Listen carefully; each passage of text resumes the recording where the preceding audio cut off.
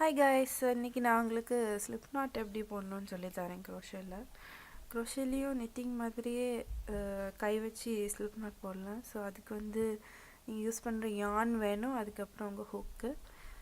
நீங்கள் என்ன பண்ணணும்னா ஃபர்ஸ்ட் ஸ்டெப் yarn end என்ன இருக்குது, லூஸ் எண்டிங்க இருக்குது.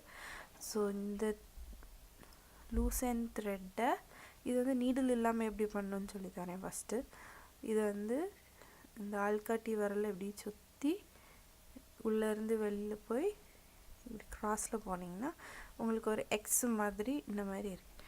இப்போ என்ன பண்ணணும்னா இந்த த்ரெட்டை கொஞ்சம் லூஸ் பண்ணிவிட்டு இந்த பின்னாடி இருக்க த்ரெட்டை உள்ளே விட்டு இப்படி எடுத்து விரலை வெளில எடுத்துட்டிங்கன்னா உங்களுக்கு ஒரு ஸ்லிப் நாட் வந்துடும் இந்த மாதிரி.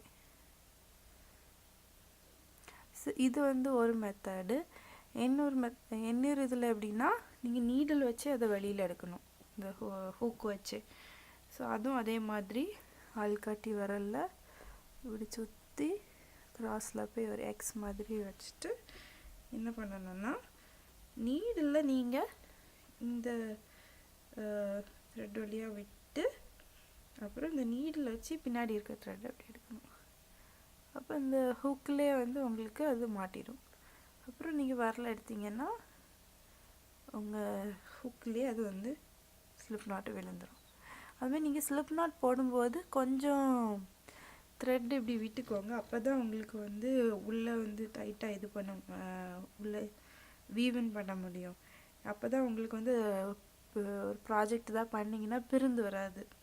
ஸோ எப்பவும் கொஞ்சம் த்ரெட்டு விட்டுக்கிட்டு, ரொம்ப விடாண்டா ஒரு 2 inches போல் விட்டால் போதும்.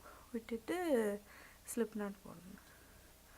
ஸோ இதுதான் க்ரோஷேயோட ஃபஸ்ட்டு பேஸ் ஸ்டிச்சு ஸ்லிப் நாட்டுன்னு சொல்லி.